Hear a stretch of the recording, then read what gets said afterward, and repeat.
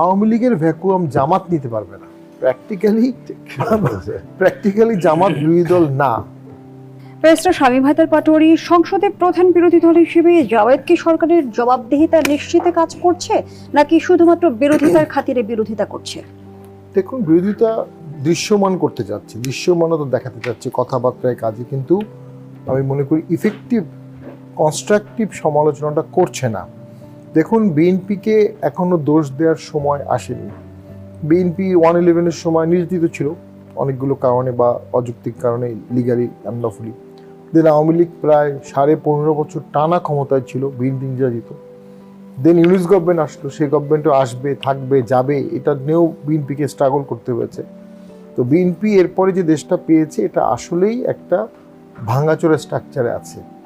এবং বিএনপি কেন, কোনো সরকারের কাছে এখন বেশি প্রত্যাশা করার সময় না। শুধু একটা জিনিস বিএনপি করুক, জাতিটাকে বাঁচাক, দেশটাকে বাঁচাক। এই মুহূর্তে আমরা আকাশচুম্বী প্রত্যাশা কোনো দল, এই মুহূর্তে ক্ষমতায় আসাটাও অনেক সময় একটা আশীর্বাদ হতে পারে, মানে আশীর্বাদ না, দুর্ভাগ্য হতে পারে। সেক্ষেত্রে আমি মনে করি বিএনপি শান্তভাবে আস্তে আস্তে ট্রাই করছে। যেটা হচ্ছে, স্বাভাবিকভাবেই আওয়ামী লীগ চলে যাওয়ার পরে এদেশে একটা ভ্যাকুয়াম সৃষ্টি হয়েছে। এই ভ্যাকুয়ামটা জামাত নিতে যাচ্ছে। এখন বাস্তবতা হলো, আওয়ামী লীগের ভ্যাকুয়াম জামাত নিতে পারবে না, এটা হবে না, যত চেষ্টাই করে। থিওরিতে আসবে না, প্র্যাকটিক্যালিও হবে। এখন দুটো পোল অ্যাপার্ট ইডিওলজি, দুটো দল, দুটো সমর্থক বেস, দুটো বেস, ইতিহাস, সব কিছু ডিফারেন্ট।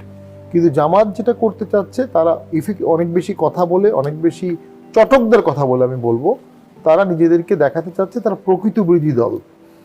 কখন একটা দলকে প্রকৃত বিরোধী দল দেখাতে হয়? যখন সে আসলে বিরোধী দল না। প্র্যাকটিক্যালি জামাত বিরোধী দল না।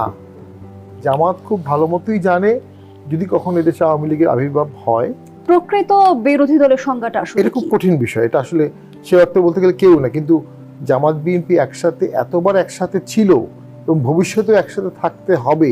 তাদের পক্ষে এই মুহূর্তে অপোজিশনটা, রিয়েল অপোজিশনটা, দ্বন্দ্ব, মানে আওয়ামী লীগ এবং বিএনপি যেরকম দ্বন্দ্বময় দল, সেই দ্বন্দ্বময় দল জামাত এবং বিএনপি হতে পারবে না। অঙ্ক সেটা বলে না। তো সেখান থেকে আমি মনে করি পুরো জিনিসটা একটা আর্টিফিশিয়াল এবং কৃত্রিমতার মধ্যে আছে, এবং কৃত্রিমভাবে আসলে সমালোচনা করা যায় না, এটি বাস্তবতা।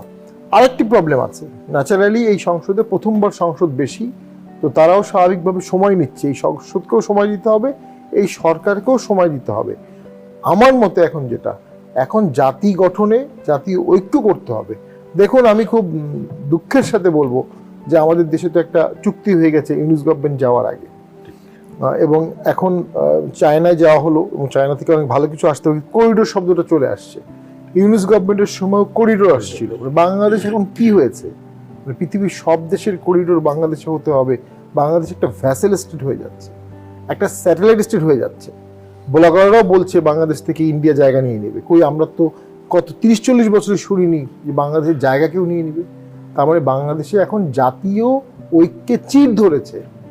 কি করলে ওই জাতীয় ঐক্য আসবে? কি করলে কোনো দেশের আমাদের ল্যান্ড নিয়ে কথা বলতে পারবে না? কি করলে আমাদের উপর অন্যায্য চুক্তি দিতে পারবে না? সেইটা বর্তমান গভর্নমেন্টকে করতে হবে।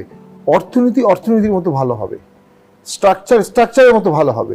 কিন্তু জাতি নষ্ট হয়ে গেলে সে জাতি তো আর ঠিক হবে না। কিন্তু চায়নার সাথে যদি বাংলাদেশের কৌশলগত সুসম্পর্ক তৈরি হয়, সেখানে ভূ রাজনৈতিক ঝুঁকি তৈরি হবে কি? এটা খুব জটিল ইস্যু। কারণ টাকা যখন দরকার হবে, পৃথিবীতে কেউ বাংলাদেশকে টাকা দিবে না। টাকা দিলে চায়নাই দিবে। দেওয়ার মতো টাকা চায়নারই আছে, এবং চায়না যদি সে টাকাটা রাজনৈতিক কারণ ছাড়া অর্থনৈতিক কারণে দেয়, অবশ্যই এটা আমাদের নিতে হবে। এখন চায়না যদি এর বিনিময়ে কোনো রাজনৈতিক কৌশল করতে চায়, তার ব্যাম্বু কার্টেন বাড়াতে চায়, তার যে বাঁশের বেড়া যেটা ইউরোপে গিয়ে থেমে গিয়েছিল সেটা বাড়াতে চায়, সেটা আবার অনেক রাষ্ট্র মানবে না। একটা প্রবলেম আছে, চায়নার পলিটিক্যাল ইন্টারেস্ট যখন আসে, তখন কিন্তু ভারত এবং আমেরিকা সে বিষয়ে এক। এই ইকুয়েশনটা গভর্নমেন্ট অবশ্যই মাথায় এবং যে করিডোরের কথা আপনি বলছিলেন, নতুন প্রস্তাবে আমরা দেখছি ভারতকে বাদ দিয়ে করিডোরের প্রস্তাব করা হয়েছে। ভারতের চোখ রাঙানি উপেক্ষা করে সেটি বাস্তবায়ন আদৌ সম্ভব কি? দেখুন, ওটা হবে মায়ানমারের ভিতর থেকে। ওখানে 3টি প্রশ্ন আছে। প্রথম প্রশ্ন হচ্ছে, মায়ানমারের ভিতর থেকে রাস্তা যখন আসবে, তার আগে আমাদের সমাধান করতে হবে রোহিঙ্গা ইস্যু। আমি জানি না এবার আলোচনায় রোহিঙ্গা ইস্যু ছিল কিনা। যদিও পররাষ্ট্রমন্ত্রী কিন্তু জানিয়েছেন। হ্যাঁ, আমি 18 সালে যখন চায়না গিয়েছিলাম চাইনিজ কমিউনিস্ট পার্টির ইনভাইটেশনে, আমরাও তখন বারবার এই ইস্যুটা বলছিলাম, কিন্তু তখন চাইনিজরা এটা কোনো অ্যান্সার দেয়নি। তো আমাদের চায়নার সাথে সম্পর্কের প্রথম শর্ত হওয়া উচিত যে আপনারা এখান থেকে রোহিঙ্গাদেরকে রিপ্যাট্রিয়েট নেওয়ার ব্যবস্থা করেন। দুটো ইস্যু আছে, যদি করিডোরটা হয়, যেটা অবশ্য আমরা এক্সপার্ট আমি বলতে পারবো না, সেই করিডোরটা কিন্তু দুই গভর্নমেন্টের উপর দিয়ে যাবে। বর্তমানে যে জান্তা গভর্নমেন্ট তার উপর দিয়ে যাবে, আবার বিদ্রোহী যে রাখাইন গভর্নমেন্ট আছে তার উপর দিয়ে যাবে। এই দুই গভর্নমেন্ট কি বাংলাদেশকে করিডোর দেওয়ার ব্যাপারে রাজি হবে? দুই গভর্নমেন্ট তো কোনো বিষয়ে আজ পর্যন্ত রাজি হয়নি, আমরা দেখিনি আর কি। আরেকটা ইস্যু আছে, ওর পাশেই সিত্তে বন্দর বলে একটা বন্দর আছে যেটা ইন্ডিয়ানরা তৈরি করছে, এবং কালাহান মাল্টি মডেল প্রজেক্ট আছে। এই প্রজেক্টের সাথে এটা কনফ্লিক্ট হতে পারে। তো খুব ভালো হতো যদি বাংলাদেশ, ইন্ডিয়া, চায়না, নেপাল, ভুটান, যেটা সার্ক জিওগ্রাফির আইডিয়া ছিল, তার সাথে চায়নাকে ইনক্লুড করে আমাদের যদি এই এলাকায় এই সবগুলো দেশ মিলে আমরা রাস্তা করতে পারতাম, অথবা কোনো দেশে কোনো বর্ডার থাকতো না, 7টা দেশে, তো ইউরোপিয়ান ইউনিয়নের মতো, সেটা হলে আমাদের মতো ছোট দেশের যেটা হতো, বহুমুখিতা আসতো, অ্যাক্সেসিবিলিটি বাড়তো, এবং আমাদের তখন যত মুভমেন্ট বাড়বে তত আমাদের বিজনেস বাড়বে এবং ডিপেন্ডেন্সি কমবে। তো সেইটার জন্য আসলে সকল দেশকে একসাথে বসতে হবে যে আমাদের এই সাউথ ইস্ট রিজিয়নকে আমরা নিজেদের মতো করে করব, এবং নিজেদের মধ্যে বর্ডার থাকবে, বাইরের কোনো দেশ এখানে, বাইরের কোনো মহাদেশের কেউ এখানে ইন্টারফেয়ার করবে না। এই লিডারশিপটা এখন আমাদের এখানে ভ্যাকুয়ামটা আছে। অসংখ্য ধন্যবাদ জানাচ্ছি জনাব শামসুজ্জামান দুদু। একদিকে আমরা দেখছি তিস্তা মহাপরিকল্পনারই আলোচনা হচ্ছে, অন্যদিকে আবার অর্থনৈতিক করিডোর নিয়ে এক ধরনের আলোচনা রয়েছে, কিন্তু বাংলাদেশের স্বার্থ অক্ষুণ্ণ রেখে ভূ রাজনৈতিক ভারসাম্য কিভাবে নির্ধারণ করবে সরকার? সরকার এবং সরকার প্রধানের একটা স্লোগান আছে, তিনি তার গত 20 বছর ধরে তিনি এই কথাটা বলেছেন, সেটা হচ্ছে সর্বাগ্রে বাংলাদেশ, প্রথম বাংলাদেশ। বাংলাদেশকে উন্নয়নের চূড়ান্ত পর্যায়ে নিয়ে যাওয়া, রক্ষা করা, সম্প্রসারণ করা, এর মানে এটাই মূল কনসেপ্ট। এটাকে ঘিরে আপনি ভূ রাজনৈতিক অবস্থান বা আমাদের যেমন আগে যেভাবে সম্পর্ক ছিল ভারতের সঙ্গে, ঠিক তেমনি এখন আমরা চীনের সঙ্গে সম্পর্কে যাচ্ছি মানে এখনো এটা চূড়ান্ত না, সম্পর্কগুলো আস্তে আস্তে তৈরি হয়।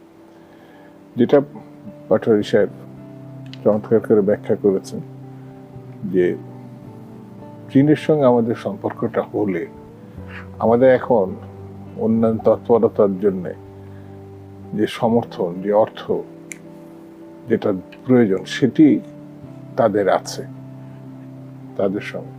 আর আমার কাছে যেমন মনে হয়েছে সরাসরি আমেরিকা যে বা ইউরোপ রাজনীতি মানে অর্থের সঙ্গে রাজনীতির যে মিশেল দেয়, সেটা চীন কিন্তু এই মুহূর্তে সেই ধরনের ঘটনাই নাই। তারা কমপ্লিটলি তাদের যে রাজনীতি, সেই রাজনীতি অর্থনৈতিক বিবেচনার মধ্য দিয়ে তারা কিন্তু এগোতে চায়।